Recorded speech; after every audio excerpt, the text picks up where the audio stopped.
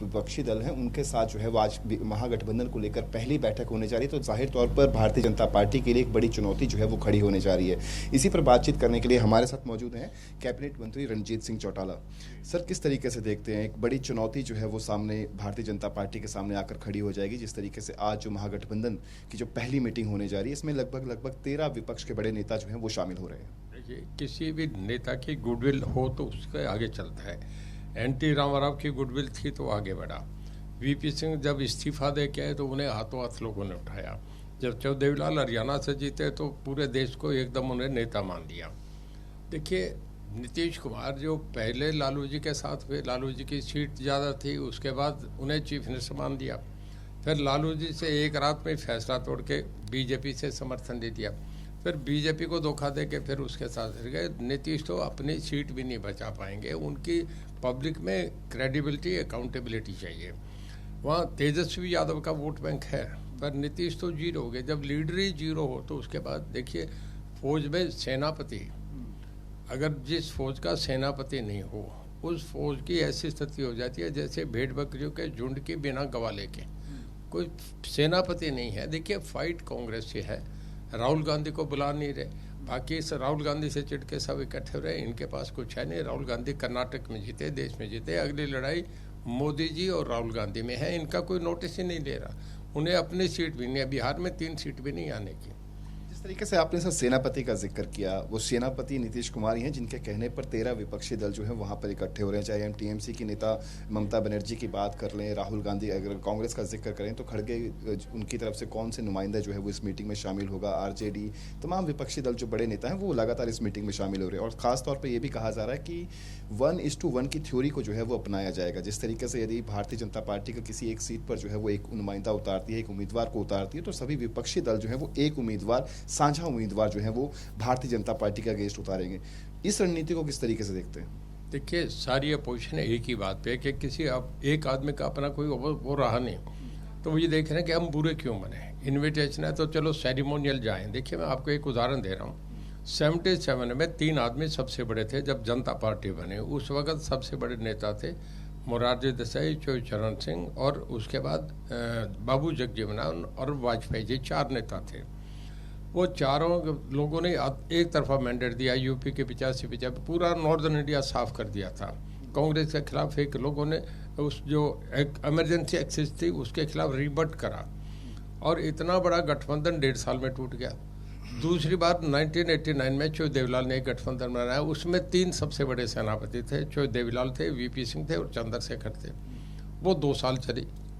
अब आप ये बताइए, जहाँ 40 इकट्ठे हो रहे हैं विपक्षी दल के नेता, 40 ही प्राइम मिनिस्टर बनने के कैंडिडेट हों, तो अगर ऐसे गठबंधन की सरकार बन गई तो देश तो 10 साल पीछे चला जाएगा। कोई भी देश का हर नागरिक, आज G20 सम्मेलन हो रहे हैं, हर आदमी समझता है कि हिंदुस्तान की अपनी क्या हैसियत है। पूरे यूरोप के मिलकर 60 करोड़ की आबादी नहीं है। इंडिया 140 करोड़ की आबादी है।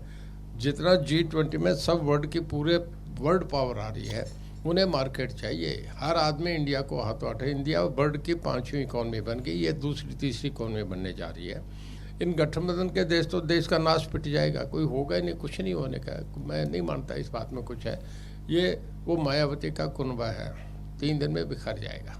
आपने जिक्र किया कि इतिहास में पहले भी बहुत सारे गठबंधन जो है वो हो चुके हैं, लेकिन वो कम से कम 1 या 2 साल चले और उसके बाद जो है वो एक बार फिर से जो है वो गठबंधन नहीं रहा। लेकिन इस बार यदि गठबंधन बुलंद होता है, चाहे वो 1 साल चले या 2 साल चले, लेकिन कहीं ना कहीं बीजेपी के लिए एक सरदर्द तो जरूर बनता हुआ दिखाई दे रहा है। 1:1 की थ्योरी मैंने आपको बताई, उस 1:1 की थ्योरी को किस तरीके से देखते हैं अगर वो इम्प्लीमेंट हो जाती है तो? आप देख लेना, ये गठबंधन टिकटों पे टूट जाएगा। आगे 1:1 टिकटें बंटनी तो दूर की बात है, 1:1 हो जाए तो भी नहीं। देखिए, मोदी साहब का चेहरा बहुत बन गया। मोदी साहब एक जनमानस नेता बन गए। मोदी साहब देखिए, वर्ल्ड में 4 स्टेट्समैन बने हैं। अब्राहम लिंकन थे, स्टालिन थे, चर्चिल थे। ये अगले देश के जो हम कहते हैं कि जो जिन्हें हम कह रहे हैं कि जो अभी मैं कह रहा था आपसे, जो मैं आपसे अभी कह गया ना पहले, स्टेट्समैन। तो मोदी तो अगले स्टेट्समैन बन जा रहे हैं। कोई भी प्राइम मिनिस्टर आज तक 3 बार लगातार सक्सेसिव मैंडेट नहीं मिला। इंदिरा गांधी को भी 2 के बाद रह गई थी। ये पहले प्राइम मिनिस्टर होंगे जो तीसरी बार भी देश में नुमाइंदगी करेंगे। 15 साल अमेरिका का प्रेसिडेंट भी 2 बार बनता है। इंग्लैंड में भी एक बार 2 बार बनते हैं, 2 से तीसरी बार कोई प्राइम मिनिस्टर नहीं बनता।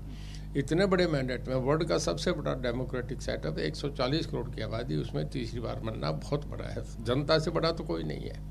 मोमेंटम गेन किया है, खासतौर पर हिमाचल चुनावों के बाद। हिमाचल का जिक्र करें, उसका कर्नाटक का जिक्र करें, मध्य प्रदेश में चुनाव होंगे, छत्तीसगढ़ में चुनाव होंगे, कहीं ना कहीं जो एक प्रभाव है कांग्रेस पार्टी का और साथ ही साथ जो अन्य विपक्षी दल जो महागठबंधन में हिस्सा ले रहे हैं, इतना प्रभाव आप देखते हैं और चुनौती किस तरीके से देखते हैं? इतनी बड़ी चुनौती जो बीजेपी के सामने खड़ी होगी, उस चुनौती से किस तरीके से पार पाएंगे? और साथ ही साथ कांग्रेसी नेताओं का साफ तौर पर कहना है कि इस बार जो है वो मोदी मैजिक चलने वाला नहीं है। मोदी मैजिक चलने के लिए जो किसानों के साथ जो वादे किए थे उन्हें पूरा करना पड़ना था। देखिए, मैं आपसे बताऊं, कांग्रेस एक ऐसी पार्टी है जिसका अपने स्टेट से भी बाहर प्रभाव है। हालांकि उत्तर प्रदेश में 0 हो गए, सबसे बड़ी स्टेट है 85 में, वहाँ इनकी सीट भी नहीं है सोनिया गांधी की चोट के। पर बाहर स्टेटों में एक कांग्रेस ऐसी पार्टी है जिसका दूसरी स्टेट में, तीसरी स्टेट में प्रभाव। जैसे वो कर्नाटक जीत गए, पहले राजस्थान जीते, पहले मध्य प्रदेश जीते, छत्तीसगढ़ जीते। पर जितनी रीजनल पार्टी है वो तो कहीं दूसरी जगह है ही नहीं। ओवैसी का कहीं MP नहीं बनता, कहीं एक MLA नहीं बनता, जाके खड़े कहीं भी कर देते हैं। राष्ट्रीय जनता दल का बिहार से बाहर कुछ नहीं है। बंगाल में मायावती का, उसका ममता बनर्जी का दूसरी जगह नहीं है। तो किसी का भी कुछ नहीं है। कांग्रेस जो है पहले बिल्कुल, मैं अब मानूंगा, पहले तो बिल्कुल 0 हो गई थी, 40 पे आ गई। कांग्रेस 10-5 सीट बढ़ सकती है, मेरा अपना मानना है। कांग्रेस का थोड़ा रिवाइवल हुआ है। पहले उसके लिए लोगों की एक मान्यता थी कि राहुल गांधी बहुत अदना बच्चा है, उसके बस की बात नहीं है, वो राजनीति नहीं कर सकता, वो लड़ाई नहीं लड़ सकता। पर ये जो यात्रा हुई, इससे उसको लाभ मिला, उसने अपने आप को एस्टेब्लिश करा है। ये माना है कि राहुल गांधी दम है, लड़ सकता है। वो एक उसमें T-शर्ट में लेके पूरे देश में ठंड में चला, पूरा सफ़र करा है। और उसके बाद वो थोड़ा सा कांग्रेस ऊपर उठी है। पर यही करके कांग्रेस और मोदी जी में फाइट माना जा रही है। बाकी लोगों से तो फाइट ही नहीं है, वो तो अपने सर्वाइवल के लिए देख रहे हैं, वो तो अपनी स्टेटें कम नहीं हो। जैसे केजरीवाल हैं, केजरीवाल को मैं मोहम्मद शाह रंगीला कहूँगा कि मोहम्मद शाह रंगीला की हुकूमत दिल्ली तक थी, दिल्ली से बाहर कहीं थे नहीं। जब अब फौजें अटैक करने लगी, वो कहने हमारी हुकूमत दिल्ली तक है। 2 भी बार लड़ पड़े, कहते हैं उनका फैसला हम नहीं करेंगे, हम तो किले के बादशाह। केजरीवाल यहाँ का है, आपका नीतीश वहाँ का भी नहीं है। अगर कल लालू उनसे गठबंधन तोड़ देते वो कहीं नहीं है। ममता बनर्जी बंगाल तक सीमित है। तो सामने ऑल्टरनेट ही कांग्रेस रहेगा, कांग्रेस फाइट रहेगी। पर कांग्रेस, मेरा अपना अंदाजा है, 50-60 सीटों में रह जाएगी। और मोदी साहब की वही, फिर जब ये दिखता है कि आया सामने विपक्ष सरकार बनाने की स्थिति में है, तो लोग विपक्ष की तरफ चलते हैं। जब नहीं हो तो फिर लोग वापस वहीं चले जाते हैं।